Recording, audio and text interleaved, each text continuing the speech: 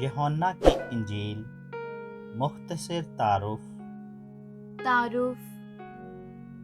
یوحنا کی انجیل یسوع کو خدا کے ازلی کلام کی صورت میں پیش کرتی ہے جو انسان بنا اور ہمارے درمیان رہا، جیسا کہ یہ کتاب کہتی ہے کہ یہ انجیل اس لیے لکھی گئی تاکہ قارئین ایمان لائیں کہ یسوع موعودہ منجی اور خدا کا بیٹا ہے، اور اس پر ایمان لانے کے وسیلہ سے وہ نجات پائیں۔ باب 20 آیت 31۔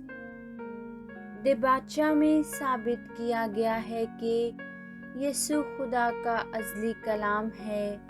اس کے بعد یہ انجیل معجزے پیش کرتی ہے جن سے ثابت ہوتا ہے کہ یسوع موعودہ منجی اور خدا کا بیٹا ہے۔ ان کے بعد خطابات ہیں جو واضح کرتے ہیں کہ معجزے کیا ظاہر کرتے ہیں۔ کتاب کے اس حصہ میں بتایا گیا ہے کہ کس طرح کچھ لوگ مسیح پر ایمان لا کر اس کے پیروکار بن گئے، جبکہ اوروں نے اس کی مخالفت کی اور ایمان لانے سے انکار کیا۔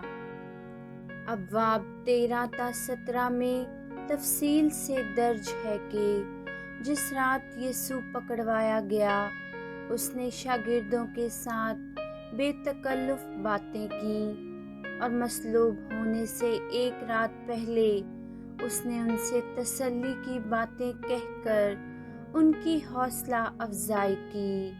اختتامی ابواب میں اس کی گرفتاری، مقدمہ کی سماعت، مصلوب ہونے اور مردوں میں سے جی اٹھنے اور پھر شاگردوں پر ظاہر ہونے کا بیان ہے۔ یوحنا اس حقیقت پر زور دیتا ہے کہ ابدی زندگی مسیح کے وسیلہ سے بخشش ہے۔ یہ بخشش ابھی شروع ہوتی ہے اور ان کو ملتی ہے جو یسوع کو راہ اور حق اور زندگی مانتے ہیں۔ یوحنا کی نمایاں خصوصیت یہ ہے کہ وہ عام چیزوں کو مجازی طور سے استعمال کر کے روحانی حقائق کی نشاندہی کرتا ہے، مثلاً پانی، روٹی، نور، چرواہا اور اس کی بھیڑیں، انگور کا درخت اور اس کا پھل،